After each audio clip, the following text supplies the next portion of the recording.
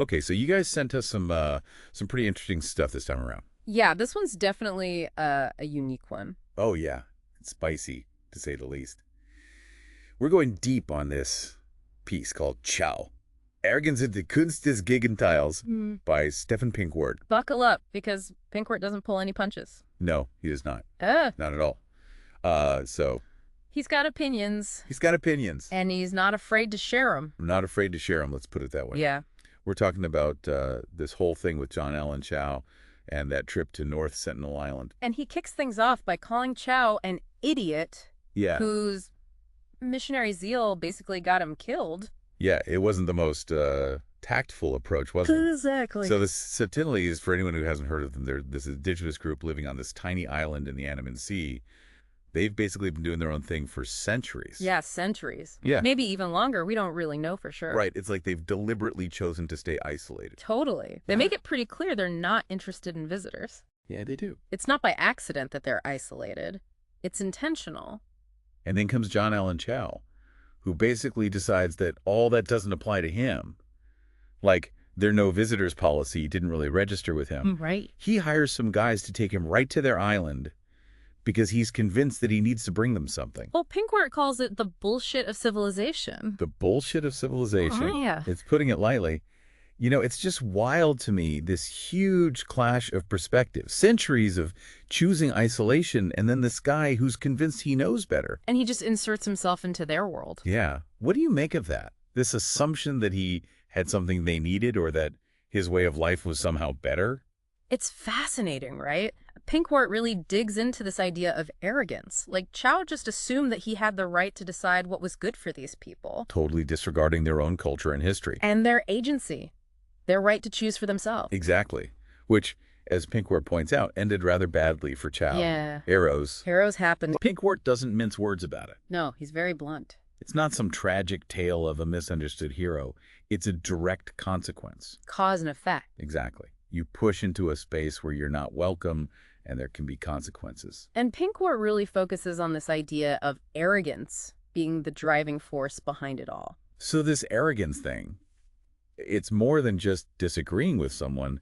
Pinkwart seems to be getting at something deeper here. Yeah, it's like a profound overconfidence. A sense of being right no matter what. Like Chow actually believed he was doing these people a favor. Bringing them into his world. His version of civilization, whether they wanted it or not. Yeah, Pinkwart tears apart this whole savior complex. It's this deeply flawed idea that one culture is better than another and needs to be spread around. Right, and we see this pattern over and over again in history. Especially with colonialism and missionary work. It often has disastrous consequences for the people who are supposedly being helped. And Pinkwart is basically saying the Sentinelese response, those arrows, were their way of saying, no thanks, and please stay away. A pretty clear message. Yeah, not much room for misinterpretation there. It's a harsh reality, but it's their reality. It does make you think about things from their perspective. They didn't ask for this. They actively avoided contact, and Chow just ignored that. So Pinkwart is portraying Chow as a cautionary tale, more of a warning than a hero. Someone who thought he was doing good, but ended up causing harm. Strutting in with his ideas of civilization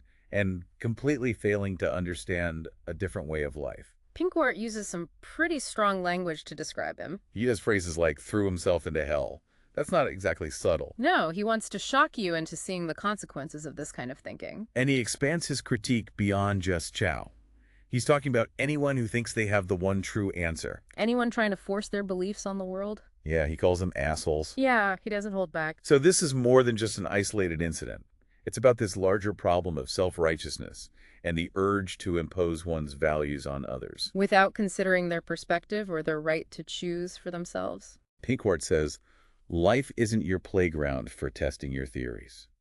It's a powerful statement. Other people aren't just pawns in your little game. Exactly. You can't just experiment with other people's lives and cultures. Then he introduces this concept of ultimate stupidity, arrogance. He sees Chow's attempt to spread his gospel message as the ultimate example of this. This complete lack of respect for the Sentinelese's right to be left alone. It's not about being unintelligent. It's about a certain kind of blindness. Yeah, a refusal to see anything beyond your own beliefs. A lack of empathy and respect. And then he hits you with this question. Was arrogance really the only one who understood the truth? Ooh, Ooh, that's a good one. It makes you stop and think, how often do we get so caught up in our own certainty that we miss what's really going on? It's easy to fall into that trap, to be so sure of ourselves that we ignore other perspectives. Right, even when those perspectives are staring us in the face. It's a reminder to be open to different ways of seeing things. Then he throws this whole opposite slam idea at us.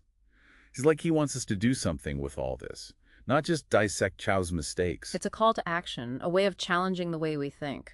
This opposite slam is about shaking things up, challenging norms, and turning expectations on their head. Instead of trying to help people who don't want our help, maybe we should be questioning our own assumptions. Yeah, turning the focus inward instead of trying to change everyone else. He says we should try flipping everything, turning good into something horrible, right into garbage. Whoa, it's like a mental exercise to break free from our usual patterns of thinking. To see things from a totally different angle. He argues that our comfort zones can become intellectual traps. They can hold us back from real growth and understanding. So this opposite slam is about breaking out of those traps, reevaluating our beliefs and not being afraid to make people uncomfortable. It's a pretty radical approach to intellectual development. He contrasts it with just passively accepting what everyone tells you is true. Pinkwart seems to admire people who actively challenge the status quo and make people think critically about what they believe. And he brings it back to Chow. The real lesson here isn't about some failed mission to a remote island. It's about applying this opposite slam to our own worldviews. Instead of trying to be a savior, maybe we should be challenging the systems and structures that are closer to home. The things we take for granted. He actually encourages us to make them angry, make them think, make them question their own minds. Oh, that's pretty intense. Right. It's like he's saying we need to be provocative to get people to wake up. It's a very active approach to creating change. And then out of nowhere, he recommends this book, Poetry Master Poesy Craft in 7 Taten. Poetry. Yeah, apparently, to really master this opposite slam, you need to become a true word magician. Okay, I wouldn't have seen that coming. It is a bit of a curveball. But maybe he sees language as the key to unlocking this whole thing. If you can use words effectively, you can really challenge people's perspectives. Yeah, make them see things in a new light. It's about being precise and impactful with your language. In the end, he dismisses anyone who claims to have all the answers. He puts the power in the listener's hands. You're the one who can make a difference. It's a message of empowerment and self-reliance. And then he signs off with, stop with the shallow rhymes. Be the slammer no one will ever forget. Take control, you have the damn right to. He definitely leaves a lasting impression. And the final touch. Be creative, Stefan. It's a fitting end to a very thought-provoking piece. So there you have it. Stephen Pinkwart's take on John Allen Chow and a roadmap to becoming a world-class slammer. Whatever that means exactly. Thanks for sending this in, folks. It was a wild ride. It definitely gave us a lot to think about. Until next time, keep those brain-bending reads coming our way. And remember, be creative. Exactly. Be creative. That's the key. All right, we'll see you all next time. See ya.